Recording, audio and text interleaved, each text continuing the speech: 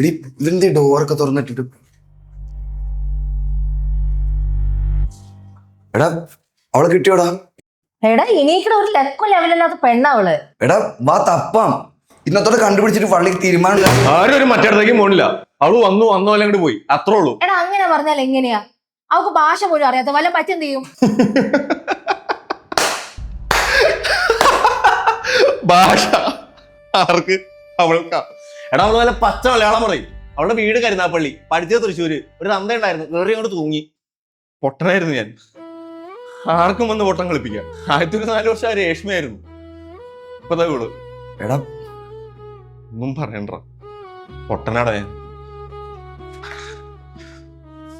മരപ്പൊട്ടൻ. എടാ നീ പറയുന്നത് മനസ്സിലാകുന്നില്ല, ഒന്ന് തെളിച്ചു പറ. നിങ്ങൾ വിളിച്ചതിന് ശേഷം ഒരുത്തിനൂടെ വന്നായിരുന്നു. സ്റ്റെഫി ഇവിടെ ഇല്ലേ? ആര്? സ്റ്റെഫി ഇവിടെ ഇല്ലേ? സർവത്ര. അത് ശരി. അപ്പൊ ഇത്രയും കാര്യങ്ങളൊക്കെ ഇവിടെ നടന്നായിരുന്നല്ലേ? ഈ സ്റ്റെഫി ശരിക്കും എൻ്റെ ഒരു കസിനായിട്ട് വരും. അവർ ഈ ബാംഗ്ലൂർ ബേസ്ഡ് ആയിട്ടുള്ള ആൾക്കാരാണ്. നാട്ടിൽ അങ്ങനെ വരാറൊന്നുമില്ല. അല്ല, അപ്പോ സ്റ്റെഫിയുടെ ഫാമിലിയൊക്കെ? പാരൻസ് ആക്ച്വലി ഡിവോഴ്സ്ഡാ. അമ്മ UK-ലാണ്, പക്ഷെ അവളായിട്ട് അത്ര കണക്ഷനൊന്നുമില്ല. പിന്നെ അച്ഛൻ ഒരു 2 വർഷം മുമ്പ് സൂയിസൈഡ് ചെയ്തു. കുറച്ച് ഫിനാൻഷ്യൽ ഇഷ്യൂസ് ഒക്കെ ഉണ്ടായിരുന്നു. ഒരു മണി ചെയിൻ പരിപാടിയൊക്കെ ആയിട്ട് കുറച്ച് സ്വത്തൊക്കെ ഉണ്ടായിരുന്നു, പോയി. അന്നോട്ട് അവൾ കുറച്ച് ഡിസ്റ്റർബ്ഡ് ആണ്. എങ്ങനെ മനസ്സിലായി ഞങ്ങൾ ഇവിടെ ഉണ്ടെന്ന്?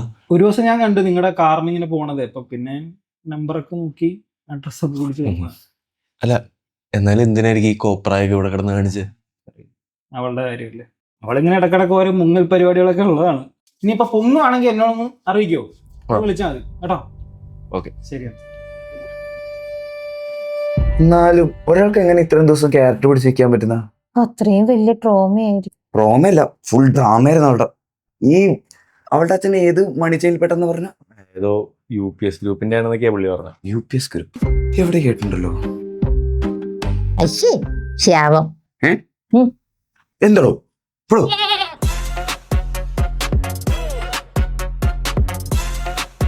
എടാ UDS ഗ്രൂപ്പ് ഈ 2-3 വർഷം മുന്നേ നമ്മളെ ഇയാള് മണിച്ചേലിൽ ചേർക്കാൻ വേണ്ടി നടന്നത്. അത് നോക്കിയേ. UPS. അപ്പൊ ഇയാളുടെ കമ്പനി കാരണം മിസ്ട്രിയുടെ അച്ഛൻ, അല്ല സ്റ്റെഫിയുടെ അച്ഛൻ സൂയിസൈഡ് ചെയ്തേ. അപ്പൊ അവളിവിടെ ഒന്ന് വെറുതെ അല്ല, കൃത്യമായിട്ടുള്ള ഒരു പ്ലാനിങ് ഉണ്ടായിരുന്നു. അപ്പം ഭാഷക്കിട്ടവളെന്ന് നമ്മൾ പൊട്ടിച്ചത് സ്ട്രിക്ട്ലി പേഴ്സണലായിരുന്നു. ഈ മാങ്ങാണ്ടി മോറൻ ഇവിടെ ഉണ്ട്, പിന്നെ അവൾ എന്തിനാ ഇവിടുന്ന് ഓടിപ്പോയേ? അയാളല്ലേ ഇത് ഇവിടെ? Something fishy.